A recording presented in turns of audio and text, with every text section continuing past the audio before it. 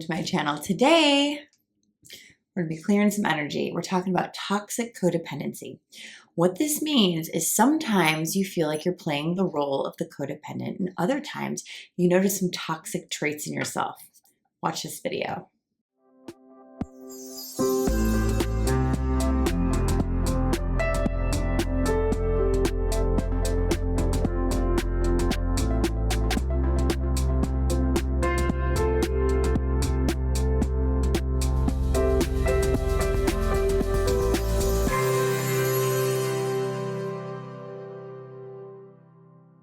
Hey everybody, welcome to my channel. If you're new, please click the subscribe button, the bell to receive notifications when I release new videos. And if you've been with us for a while, thank you so much and welcome back. I just want to mention the Patreon link. We are back on Patreon. Those of you who signed up months ago, sorry, we had to take some time off due to other projects, but we are back in full effect. What that means is if you become a member, this is kind of like a class. You'll get worksheets after each video. And if you join Tier 3, you can email me a question, a personal question, every single month. So it's kind of like coaching. So I hope you guys will join us. Now, this topic is super important. People don't really know what to do with this a lot of the time, so they don't know what to call it. And oftentimes people just come to me and they're like, what is going on? Oftentimes the narcissist, or oftentimes the empath, or what I like to say, the unhealed empath, the highly sensitive person who's still got some trauma and wounding going on, will oftentimes mistaken this trauma response as narcissism. And they say, Candace, am I the narcissist? And I say, no, because oftentimes if you're asking that question, you're open to it, you're not. But also, it is possible to have narcissistic-ish traits if you've been raised by one, if you were in a relationship for a long time with one, you can't beat them, join them kind of thing. It's a trauma response. But more than that, what I like to say is it's toxic codependency, where the wound, I always say the wound is the same in the narcissist and the codependent. It's a true self-injury. I can't be my authentic self for one reason or another. And the narcissistic type person, you were basically told that the truth of who you are is so bad, you have to obliterate it to fit this family, to fit this world. And in the codependent, you were taught that your needs and everything don't matter. You have to put me first, right? So this is why the codependent and the narcissist type people go together a lot, because the codependent feels very safe, not focusing on themselves, but on other. And the narcissist cannot focus on you. They must focus on self, false self, right? So to stay alive, right? To continue this false self, we have to focus on something unless it's real. When it's real, when we're being our real self, it's just natural. It's who we are. But if it's a created identity, right, a false self, we're fighting for that ego self all the time so we don't have an ego death. That's narcissism in a way, right? That's one way to look at it. So for the purpose of this video, if you find that sometimes you're in relationships and you're like, gosh, I feel like the narcissistic one. Other times I take the other role. What's going on, Candace? Am I this? Am I that? You're wounded. Everyone has this wounding in them. No one's perfect, but yours tends to be the type where you secure a role within a different relationship that fulfills your need. So you shift it. Instead of just being, oh, wait, this is who I am, this is what I need. Your needs change with the type of relationship.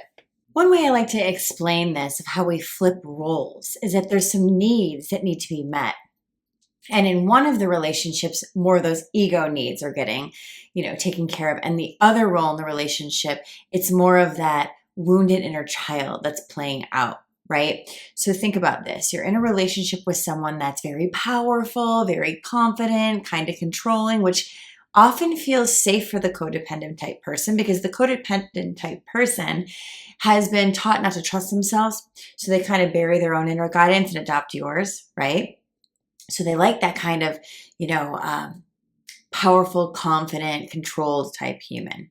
And so in that relationship, you're getting a need met by not having to worry about not trusting myself. I'll just do what they think because they're really confident and I'll make it in the world with them. That feels safe until it doesn't feel safe, right?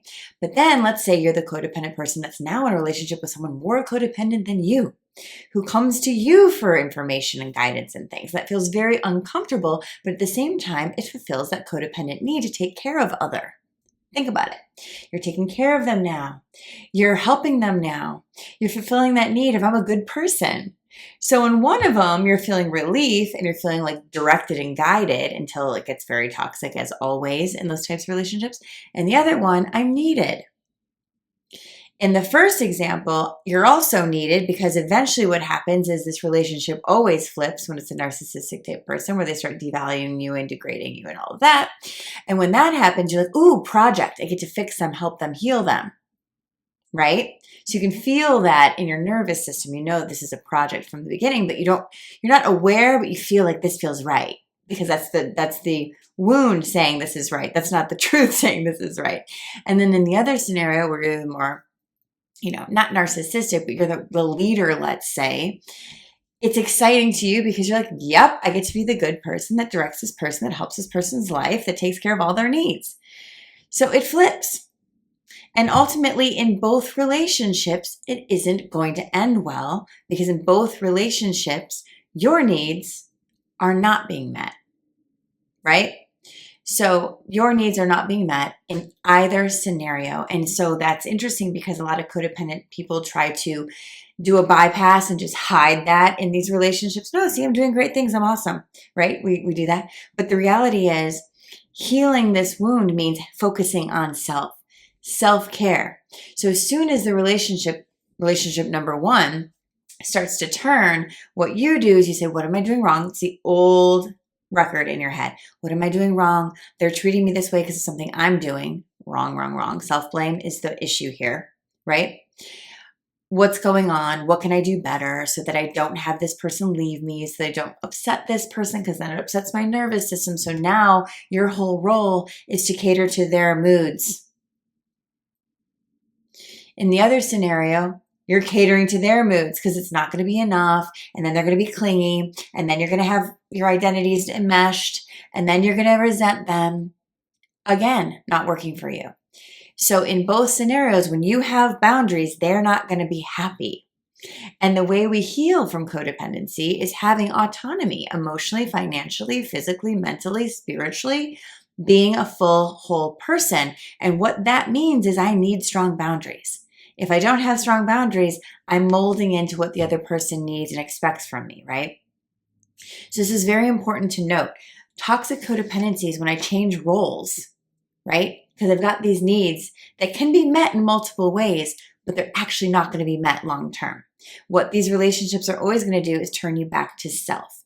And it's so interesting. So many people push from this for so many years that they'll come to me and they're like, please tell me something different. And I say, it's so interesting to me how many people think it's such a painful, scary thing to just focus on self. We're so afraid we don't deserve it. We're so afraid we're doing something bad. The guilt hasn't healed yet.